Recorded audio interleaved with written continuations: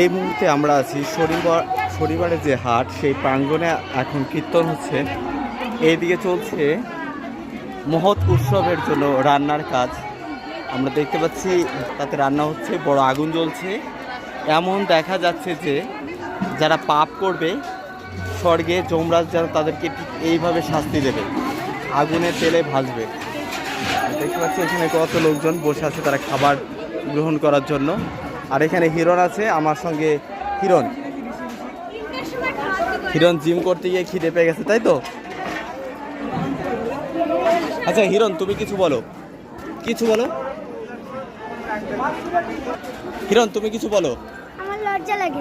লজ্জা কোথায় থাকে তোমার? ঠোঁটে থাকে লজ্জা? তাহলে মনের ভেতরে। তোমার ঘড়িতে কটা বাজে? ঘড়ির কাজ শেষ হয়ে